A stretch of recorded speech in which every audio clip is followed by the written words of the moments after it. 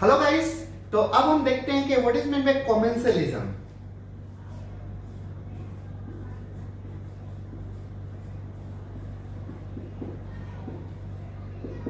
So what is commensalism? Commensalism is nothing but the neutral type of interaction. It is nothing but neutral type of interaction between host and parasite. Between host and parasite, where parasite is benefited, but host neither benefited nor harm, remains neutral, and that is why it is considered as neutral type of interaction. क्या होता है commensalism? Commensalism एक ऐसा प्रकार का interaction होता है दो लिविंग ऑर्गेनिज्म के बीच में, जिसमें एक लिविंग ऑर्गेनिज्म होता है होस्ट और दूसरा होता है पैरासाइट। पैरासाइट को होस्ट से फायदा होता है, लेकिन होस्ट को पैरासाइट से ना तो फायदा होता है ना तो नुकसान होता है। तो इसे हम कहते हैं न्यूट्रल इंटरेक्शन।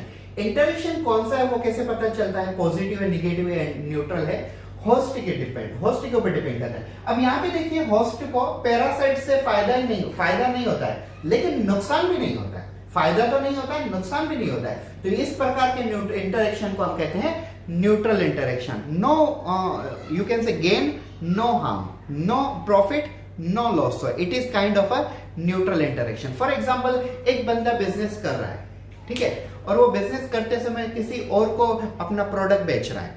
तो प्रोडक्ट उसने जितने में लिया है उतने में अगर प्रोडक्ट उसने बेच दिया तो उसका फायदा भी नहीं हुआ, लेकिन नुकसान भी हुआ। लेकिन जिसको उसने प्रोडक्ट बेचा है, वो दूसरा बंदा किसी और को प्रोडक्ट बेच के अपना प्रॉफिट बना सकता है। तो पैरासाइट को फायदा होगा, लेकिन होस्ट को ना तो नुकसान होगा ना तो फायदा होगा। तो इसलिए हम इसे कहते हैं न्यूट्रल इंटरेक्शन। तो आइए चलिए मैं न्यूट्रल इंटरेक्शन के आपको कुछ एग्जांपल बताता हूं ताकि आपको इजीली समझ जाए। हेलो फ्रेंड्स, तो जैसे मैंने आप लोगों को अभी समझाया कि कमेंसलिज्म क्या होता है वीडियो में, अब हम कुछ एग्जांपल देखते हैं। फिर से एक बार देख लीजिए commensalism. Commensalism is a type of a neutral interaction between two living organism where host neither gain nor harm, but parasite is definitely benefited. That's why it is called neutral interaction. फिर से एक बार देख लीजिए, commensalism ये एक neutral interaction है जिसमें होस्ट को पैरासाइट से नुकसान भी नहीं होता है और कुछ फायदा भी नहीं होता है। इसके लिए हम इसे न्यूट्रल इंटरेक्शन कहते हैं। आइए चलिए मैं आपको कुछ एग्जांपल से समझाता हूं। सो here there are some example which are explaining commensalism. I'll teach you in English and Hindi both the language. See first. अब यहाँ पे देख रहे हो आप, लिपर्ड शार्क है और रेमोरा फिश है। ये जो शार्क है, इसके मतलब लिपर्ड के जैसे पैचेस है स्किन पे, इसके लिए से हम लिपर्ड शार्क कहते हैं। और ये छोटी वाली रेमोरा फिश है। लिपर्ड शार्क से हमेशा रेमोरा फिश चिपकी हुई होती है। जैसे लिपर्ड शार्क को कुछ फूड मिलता है, वो फूड रेमोरा फिश को भी ऑटोमेटिकली मिल जाता है। मतलब रेमोरा फिश को फूड सर्च करने के लिए कोई मेहनत करने की जरूरत नहीं। तो बेसिकली लिपर्ड शार्क का बेनिफिट होता है रेमोरा फिश को, लेकिन रेमोरा फिश का लिपर्ड शार्क को कोई नुकसान भी नहीं होता है और कोई फायदा भी नहीं होता है। इसके लिए हम इसे कहते हैं commensalism neutral interaction. Leopard shark is a large one, giant one, and remora fish is a small one.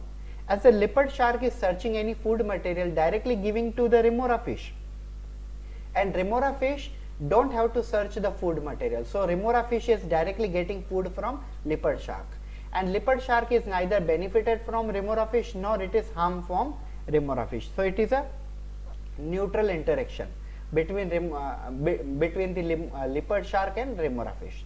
Second one, owl and cactus plant. As you see, this is a cactus plant. Inside the cactus plant, some holes are there where owl is hidden inside. So owl are getting shelter here, and they are also getting they are also avoiding the sunlight. So owl is getting benefited from cactus plant, but cactus plant is neither benefited from owl nor it is harm from the owl. तो ये देखिए आप, ये cactus plant है और इसके hall के अंदर ओल छुपे हुए हैं।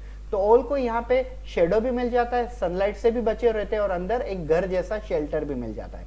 तो ओल को कैक्टस प्लांट से फायदा होता है, लेकिन कैक्टस प्लांट को ओल से कुछ फायदा भी नहीं होता है, नुकसान भी नहीं होता है। तो ये सेकंड एग्जांपल है कमेंसलिज्म का न्यूट्रल इंटरेक्शन। अब मैं आपको तीसरे एग्जांपल पे लेके चलता हूँ। ये वाला देखिए, ये है हर्मिट क्रैब, ठीक है, ये है हर्मिट क्रैब, और ये ऊपर जो है वो है सी एनिमोन। हर्मिट क्रैब के ऊपर है ना छोटा सा एनिमल होता है सी एनिमोन, चिपका हुआ होता है, जैसे यहाँ पे रिमोरा फिश है लिपर्ड शार्क के जैसे। वैसे ही हर्मिट क्रैब जैसे ही फूड सर्च करते हैं वो फूड सी एनिमोन के मिलता है, तो सी एनिमोन को हर्मिट क्रैब से फायदा होता है, लेकिन हर्मिट क्रैब को सी एनिमोन से फायदा भी नहीं होता है और नुकसान भी नहीं होता है। तो ये वाला एग्जांपल हो गया commensalism neutral interaction. Hermit crab is a large animal and sea anemone is a small animal which sat on the feet of a hermit crab. Sea anemone get a ready-made food material which is searched by the hermit crab, but hermit crab neither get benefit from the sea anemone nor get harm from the sea anemone. So this is a third example of a commensalism neutral interaction. Fourth example, epiphytic plant and big tree. As you can see, this is a big tree and this is epiphytic plant. Just imagine near the big tree a small plant is grown, so this small plant will not get proper sunlight, and therefore some plant which are growing in the branches of a big tree, they are called as epiphytic plant. This epiphytic plant are getting sunlight proper from the big tree, and therefore they are getting benefit from the big tree, but big tree is not getting either benefit nor harm. So it is fourth example of commensalism or neutral interaction.